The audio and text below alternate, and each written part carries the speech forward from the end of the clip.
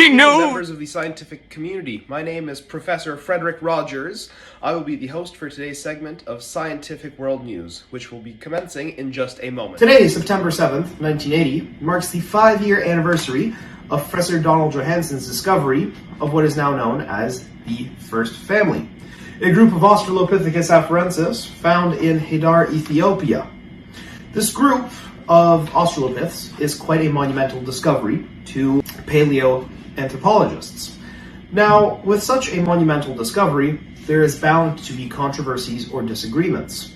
The disagreements that we'll be focusing on today are whether or not these Australopiths, the first family, were primarily bipedal or primarily arboreal in their locomotion. To start us off with the debate, we will be looking at the arboreal functions side of things. The evidence that points towards there either being a primary arboreal locomotion function or remnants of arboreal functions are in the limbs of these Australopiths. On average, researchers have noted that the forelimbs were relatively longer, proportionately longer, than the hind limbs if we were comparing them, which we now know as being a sign of arborealism. The other evidence that we have is that the phalanges, bones in the hand of these Australopiths, were slightly longer and curved compared to other primarily bipedal hominins or us modern humans. The curved phalanges help grasping trees, branches, such things to help with the arboreal function. Now, for the side of bipedalism, we will be examining other parts of their bodies, of course. We have the shortened fingers and toe bones that we had found. Compared to Australopiths or other hominins that came before them, these were much shorter, more comparable to today's morphology. There was also a lack of an opposable big toe. You can also compare this with the Laetoli footprints, which are now known to be Australopithecus afarensis, the same genus as this first family. Now, the lack of an opposable big toe helps indicate that they are more bipedal, since having an opposable big toe helps a lot with grasping things, helps with arborealism. Now, although certain people have not made up their minds yet of what the locomotion is, I personally think that they are more bipeds because of the evidence we have here, with some semblance of arboreal functions still left that they have not fully evolved out of. That is the news for today. Join us next week.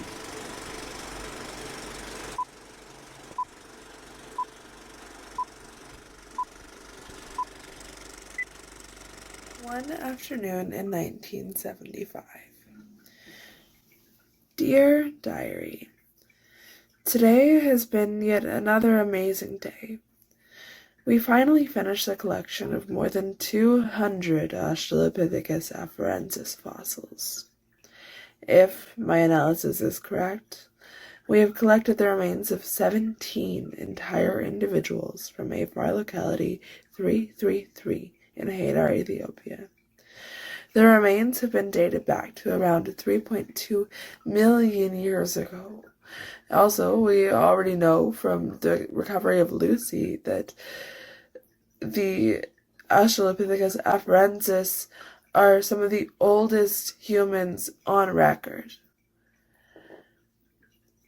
We also believe that these individuals, who are ranging in age from childhood to adolescence to adulthood, with 5 of them being children,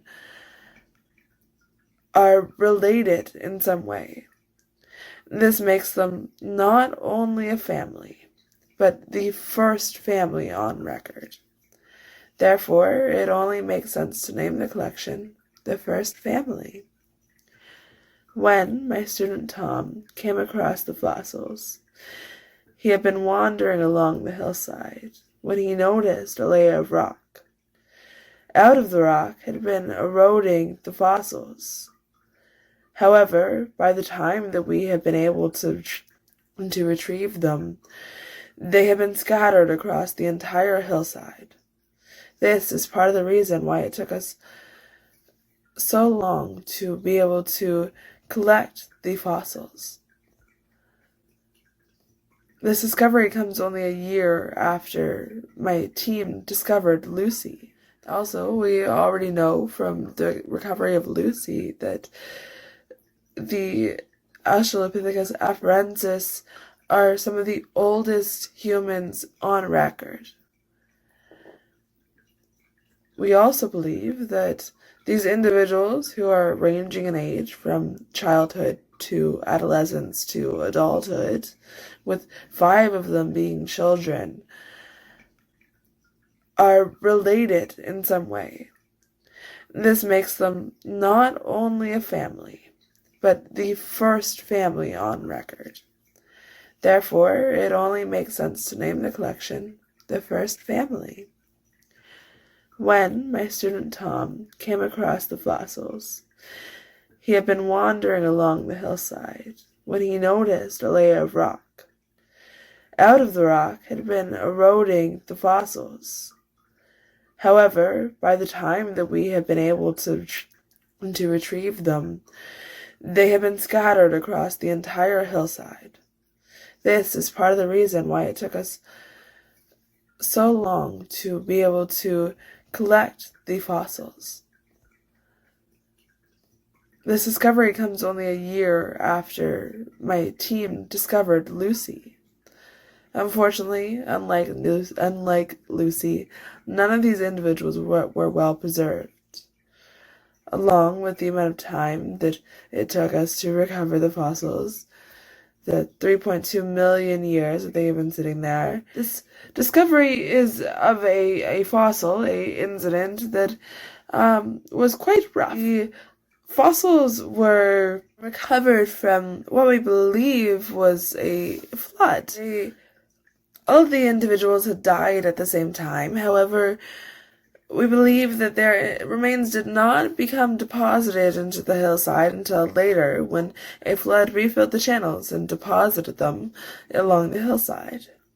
All in all, I just want to say that I feel so proud to have been able to discover 2 very important fossils within just about a year. My team and I have been working so hard, and it truly has been paying off. Well, it is time for me to go celebrate the discovery.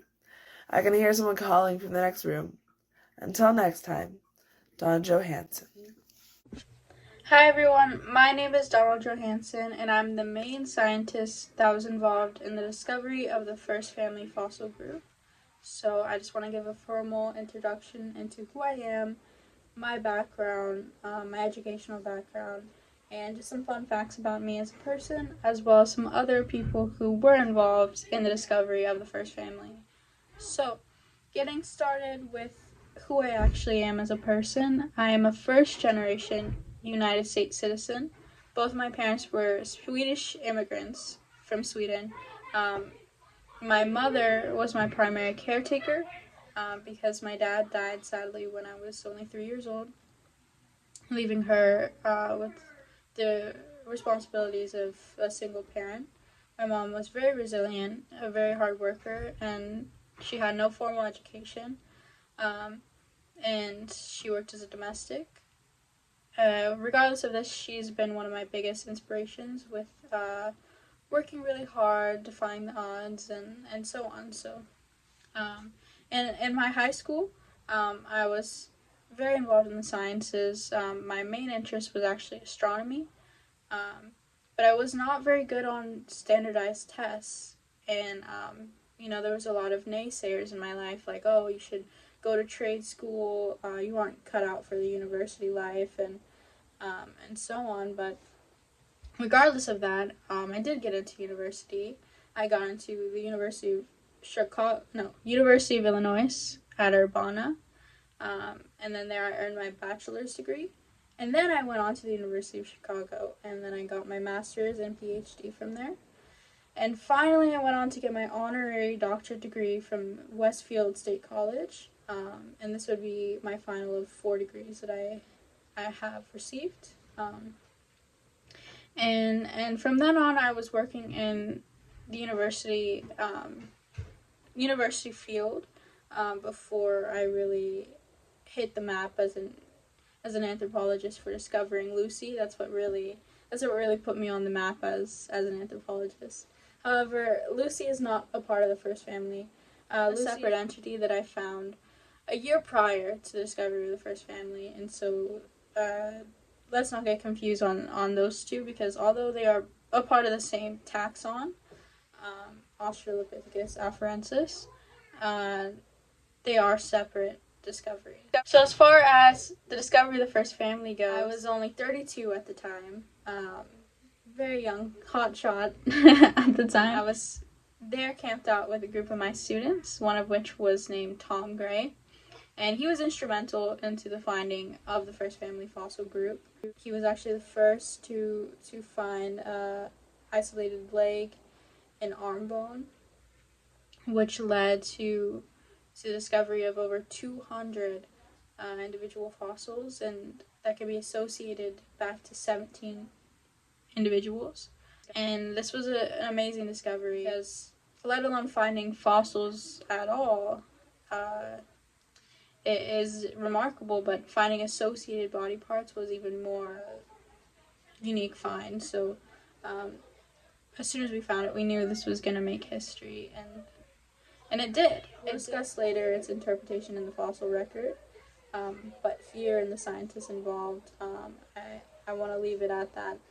I needed Tom Gray, I needed students like Tom Gray, and I also needed my mentors, which I'll get into as well, one of which is Paul Laser. As you guys know, my dad sadly did pass away when I was 2 years old. However, Paul Laser took on that fatherly mentor role that I needed in my life, that encouragement I needed when I was doing my undergraduate degree.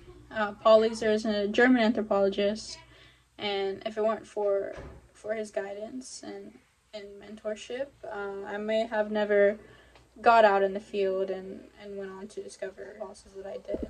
Alright guys, it's been fun sharing a little bit about myself, as I am a scientist that was involved in this discovery. I'm going to end it with just 2 fun facts about myself. So I have not previously mentioned, but I am from Chicago. That is where I was born and raised. And then something else I have not mentioned is I'm a really big Beatles fan. So yeah, have a great day, and we're going to go on to the next section of our video. Australopithecus afarensis is a species that existed 3.7 to 3 million years ago, but the first family existed around the time of 3.2 million years ago. Contrary to some beliefs, Australopithecus did not walk on all fours like a monkey. They were bipedal like man. A good chunk of information in the fossil record is about Australopithecus' level of bipedalism it was able to achieve. For starters, Australopithecus' feet had a big hind toe to help support the walking, and even hips was in a position and shape to help with an upright posture. Even when walking, some footprints have been found at Laetoli, indicating a heel strike first in the ground. The evidence for this support by the fact that Australopithecus had both an arched foot and rigid ankle. Australopithecus also made tools. The hand position on these tools was worse than humans, but was able to create rudimentary tools out of stones and sticks. Australopithecus was not fully human and did have some monkey-like characteristics. As an example, the species would not still climb trees, sometimes just to sleep, and even though the hip bones were made for bipedal walking, it still had monkey-like elements. The brain size is comparable to monkeys, which proves that bipedal walking came before our brains. It theorized that Australopithecus lived in small groups based on family ties, and the family ties help support the idea that evolution is an oceanic process. So on to the next segment of this wonderful speech.